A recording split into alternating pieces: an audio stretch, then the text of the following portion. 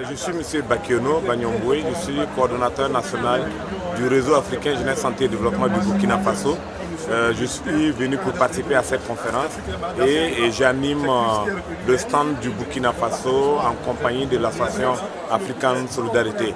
C'est l'occasion pour nous de présenter les produits qui sont faits dans le cadre des activités de prise en charge des orphelins enfants vulnérables, des personnes vivant avec le VIH, mais également de promouvoir notre pays et aussi d'avoir des contacts de personnes qui sont intéressées par nos différentes activités.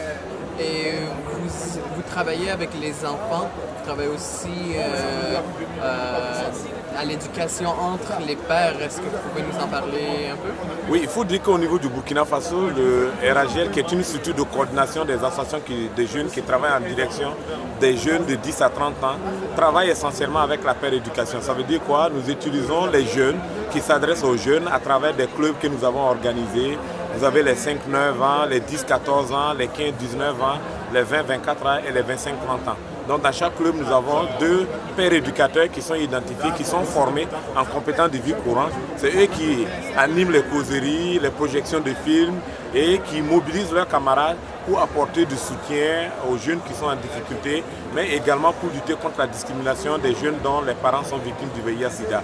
Et à côté de cette activité, nous utilisons également les parents pour promouvoir la communication parents-enfants et cela nous permet d'avoir un bon impact puisque étant donné que les jeunes parlent aux jeunes, les parents parlent aux parents et les leaders s'adressent aux leaders pour mobiliser les jeunes, pour influencer les jeunes de sorte à ce qu'ils aient des comportements à moindre risque. Et quels sont les résultats que vous observez justement en utilisant cette approche? Il faut dire que nous avons pu changer le comportement des jeunes. Vous avez vu qu'au plan mondial, on dit que la pandémie a reculé du fait que les jeunes de 15 à 24 ans commencent à utiliser le condom. Et au niveau du Burkina aussi, au moment où on commençait la mise en place du réseau, on était à 7,1%. Aujourd'hui, nous sommes à 1,2%.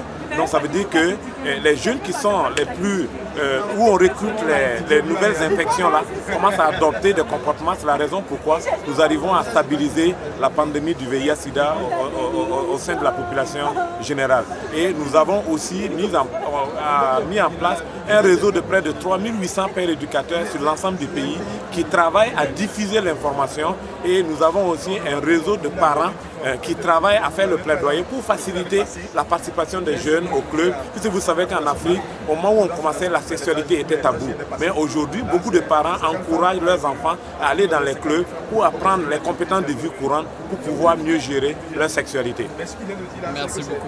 Merci.